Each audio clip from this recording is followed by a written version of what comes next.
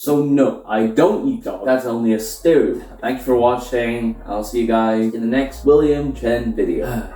Wait. Oh, I got a new setup.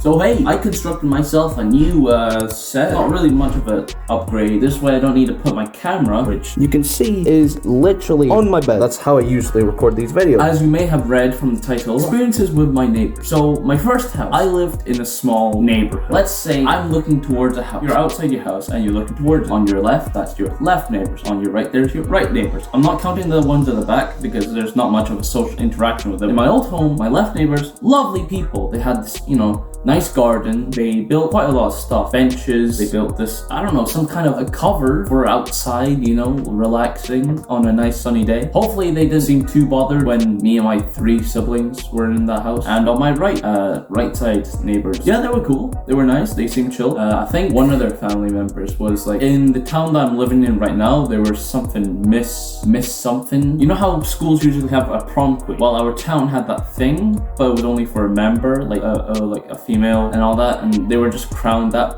title. That's actually kind of cool, they living next to somewhat a famous actor or person. Cool story. I recently had to go back to my old neighborhood to go renovate our old home because the old people, no, not the old people, the last owners, I suppose, or last people that were renting our home trashed the place. So I had to take it out. I had to go clean up the place, which was horrible, and just send up the old home, and it looks much more better. Now I moved into this new neighborhood, full of new people and young millennials. Majority of like the neighborhood are like young families, couples that have a newborn, or families that have, I don't know, more than 2 children. Let's say again with the left and right neighbors. Back neighbors, yeah, they're cool, they have cool stuff. My left neighbor, big family, and they have a hot tub. The family next door actually seemed really nice and energetic. Now my right neighbors. So my right neighbors are actually kind of, I guess we were mutual. We didn't talk, but we kept our side. This actually sparks up. If you should go check out in my Instagram, links in below, you can go follow that. I'm actually gonna make a public account because more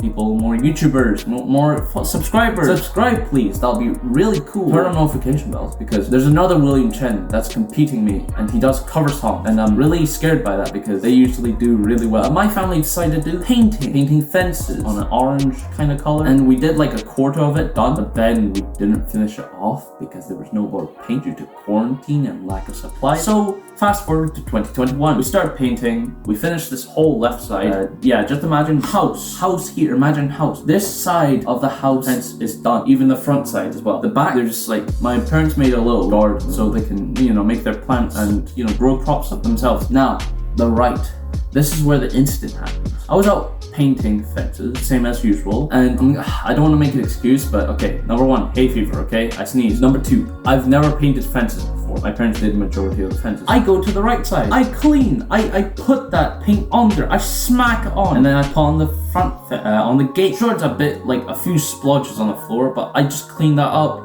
get a little tissue. Somehow, I paint, I don't know, systematically towards their side of the garden, the front yard. I peek over the next day, just to make sure that, the front side is, all done because it's all painted. I look over there front. Oh my god, there's like 2-3 splodges on the slab, on the stone slab. What do I think? I made a mistake. And then I see a fourth one, a fourth splodge. I saw one on the mushroom. This is where it gets interesting later. So I'm starting to do in our backyard. We're starting to finish off fences here. And then the neighbor peeks over. He's like, "Oi, you!" Now, that's not a good start. I look over. He's like, "Do you see this mess right here?" I'm like, "I think some of the paint flew over. Sorry, my bad. Okay, I'm really sorry about that, sir." He says, "Get your dad over to my house." Now, my dad was out of the house because he went to work. He came back at 12 o'clock and he didn't want to go at night. Okay, keep that in mind. He came at 12 at night. I don't think it was a smart idea to tell my dad to go over to his house at midnight. So I just told him, "Is it cool if you could go tomorrow?" Okay, I made a mistake. There's paint on his slabs. He's like, "Cool, alright, I get it." I continue painting. This man knows that we have been painting. I don't know why he was that mad. I could